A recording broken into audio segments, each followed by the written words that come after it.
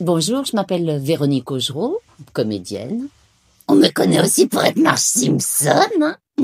Ouh, pinaise. Et je suis Philippe Pétieux et je suis aussi la voix d'Homer Simpson. Ah, je suis très content d'être là. Avec toi, Bibi. Oh, pinaise. Est-ce qu'il y a un épisode en particulier que vous avez vivé que vous préférez? Oh, il y en a beaucoup. Oui. Il y en a beaucoup, mais ceux qu'on aime bien en général, c'est ceux qui tournent autour de la cellule familiale. Les rapports entre Homer et Marge, les rapports avec les enfants. Si on passe pas là-bas nos plus belles vacances, on se séparera. Chacun devra chercher une autre famille. Voilà, c'est ceux-là, ils nous concernent le plus parce que c'est la middle class américaine, c'est la famille moyenne, quoi, voilà. Et bon, on s'y retrouve, nous, on s'y retrouve. Ouais, tout le monde peut s'y retrouver dans ces rapports Beaucoup entre... plus que les épisodes qui font référence à la culture américaine, comme le monde de la télé américaine ou le sport, le baseball. Ça nous échappe un petit peu. Et c'est vrai qu'on s'y retrouve. Je sais qu'il y en a qui préfèrent les horrors... les spéciales Halloween. Ouais, spéciales Moi, j'aime bien. Halloween. Voilà. Ah ouais. Et moi, je ne suis pas si fan que ça. Parce que ça lui fait peur, c'est pour ça. Non, c'est pas ça, ouais. Voilà. Moi, je préfère le petit cocon familial, Ouais. c'est juste. En dehors d'Homer et Marge, quel personnage ou acteur aimez-vous le plus doubler? Alors personnellement, comme j'ai la chance d'interpréter quand même, de prêter ma voix à pas mal de comédiennes américaines, celle que je préfère et que j'idole, je dirais que c'est Jamie Lee Curtis. J'ai l'impression de pouvoir anticiper ce qu'elle fait, tellement j'ai l'impression de la comprendre, je dis pas qu'il y a osmose, mais c'est des petits trucs, je me dis, je sais ce qu'elle va faire. Puis maintenant, elle est à fond, hein, elle joue à 300, il y a plus de limite, hein, j'ai l'impression qu'elle jouit de tous ses rôles, en fait, voilà. C'est un vrai plaisir pour elle que de tourner maintenant, et elle fait des trucs mais insensés. J'adore.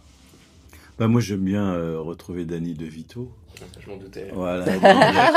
Ouais, parce que Danny DeVito, d'abord c'est un clown, c'est un acteur de composition et il est pas de tourpeau et il a une telle énergie et puis pour moi c'est un peu Homer Simpson dans ses compositions. Dans Mathilda, je pense. Après le pingouin de Batman, c'était encore complètement autre chose. Le moment est venu de punir toute la ville de Gotham. Donc j'aime bien retrouver Danny DeVito parce qu'il est plein d'humanité. Et touchez pas à nos VF, hein.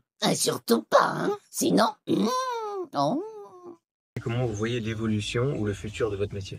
L'intelligence artificielle, déjà, c'est très énergivore. Déjà, à la base, je suis contre, mais on ne peut pas aller contre l'évolution, bien évidemment, de la société. Et elle va servir à beaucoup de choses, bien évidemment.